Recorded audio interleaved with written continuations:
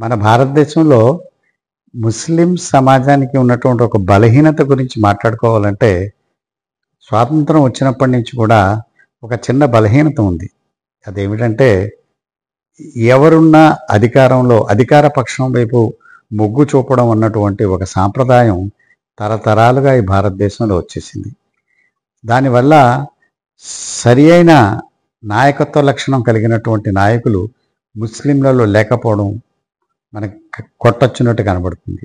ఎందుకంటే స్వాతంత్ర సమరంలో అన్ని మతాలతో పాటు ముస్లింలు అనేక కీలకమైనటువంటి పాత్ర పోషించి మనకు స్వాతంత్రం తెచ్చిపెట్టారు. అందులో అనేక మంది ముస్లిం నాయకులు ఉన్నారు.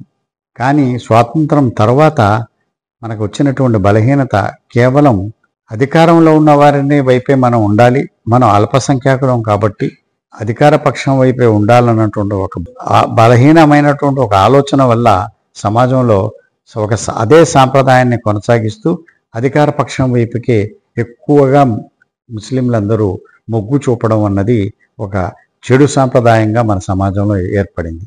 దీనివల్ల ఆలోచన జ్ఞానం నశించి మనం ఏ అధికార పక్షానికి ఎవరు అధికారాలు ఉంటే వారి వెనకాల వెళ్తున్నామే తప్ప వారు నిజంగా చిత్తశుద్ధితో ఈ సమాజానికి కావలసిన సహాయం సహకారం అందిస్తున్నారా, చిత్తశుద్ధితో ఈ సమాజానికి సేవ చేసే ప్రయత్నాలు చేస్తున్నారా అనే విషయాన్ని మనం గమనించలేకపోతున్నాం. మనకు ఉన్నటువంటి నాయకుల యొక్క ఎప్పుడైతే కేవలం అధికార పక్షం వైపు ఉండాలి అన్నటువంటి బలహీనతతో వారితో పాటు వెళ్ళిపోవడమే కానీ కావలసినవేంటి, అవసరం ఉన్నవేవి, అవసరం లేనివేంటి అన్న విషయాల మీద బేరేజు వేసుకుని ఆయా నాయకుల దగ్గర ఆయా అధికార పక్షం వారి దగ్గర అడిగి తీసుకోవాల్సిన జ్ఞానం కూడా మన వాళ్ళకి ఉండటం లేదు. ఉదాహరణకి కేవలం శ్మశానాల గోడలు కట్టించడానికో లేదా మసీదుల పునర్నిర్మాణం కోసమో ఇలాంటి వాటికి మనం చందాలు వసూలు డబ్బులు అడగడానికి, షాదీఖానాల కోసం అడగడానికి ప్రయత్నం చేసి అంతటితో వారు ఇచ్చే డబ్బుతోటి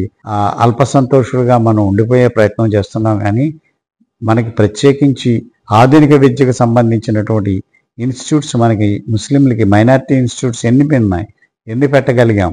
ఎవరో కొంతమంది ధనికులు పెట్టుకుంటే సరిపోదు. ప్రభుత్వాల ద్వారా మనకి ముస్లిం సమాజానికి పనికొచ్చే ఆధునికపరమైన విద్యకు సంబంధించినటువంటి చక్కటి ఇన్స్టిట్యూట్స్ని మనం తెచ్చుకోగలుగుతున్నామా? మన వాళ్ళ విద్యను ప్రోత్సహించుకోగలుగుతున్నామా? అందుకు సంబంధించిన కార్యక్రమాలు ఏమైనా విదేశీ విద్య కోసం మనం ఏమైనా ప్రయత్నం చేయగలుగుతున్నామా? ఇలాంటి చర్యల కోసం పోరాడే నాయకులు లేని పరిస్థితి వచ్చేసింది. అది ప్రతిపక్షం కానివ్వండి, అధికార పక్షం కానివ్వండి, ముందుగా మన ముస్లిం సమాజంలో సరి అయిన నాయకులు లేకపోవడం అన్నది ఒక పెద్ద బలహీనత. ఈ బలహీనత రాను రాను సాంప్రదాయ ప్రకారం కొంతమంది కేవలం అధికార పక్షం దగ్గర చెంచాలుగా మిగిలిపోయే నాయకులుగా ఉండిపోతున్నారు తప్ప అవసరమైతే ఈ సమాజం కోసం, ముస్లిం సమాజం కోసం పోరాటం చేయాలన్నటువంటి దృక్పథం కలిగినటువంటి, ధైర్యం కలిగినటువంటి ముస్లిం నాయకులు ఈరోజు కనబడరు.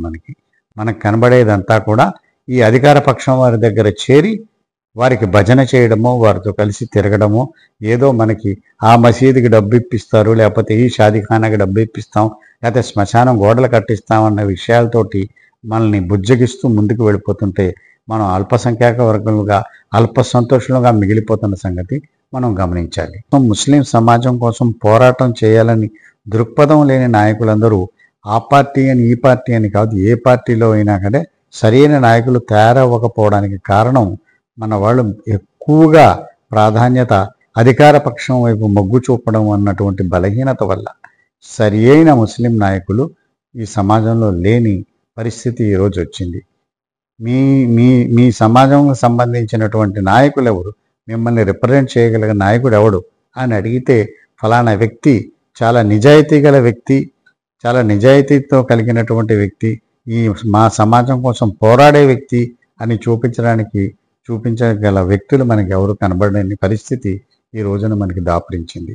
ఎవరిని చూసినా వారు కేవలం వాళ్ళ స్వార్థబుద్ధితో కేవలం ఏదో ఒక పక్షంలో, ఏ పార్టీలో అయినా కానివ్వండి, కేవలం స్వార్థం కోసం పనిచేసే నాయకులు ఎక్కువగా కనబడుతున్నారు. ఈ సమాజానికి ఏదో చేయాలని, ఈ వెనుకబాటుతనంలో ఉన్నటువంటి సమాజాన్ని ముందుకు తీసుకువెళ్ళాలని, అందరి కోసం పోరాటం చేయాలన్నటువంటి ఆలోచన ఉన్నటువంటి నాయకులు ముస్లిం సమాజంలో కొరవడిందన్న సంగతి మనం అందరం కూడా ఒప్పుకోవాలి. దీని నుంచి మనం బయటపడాలి. దీనికి పరిష్కార మార్గం ఏమిటి అన్నది ఆలోచించాలి.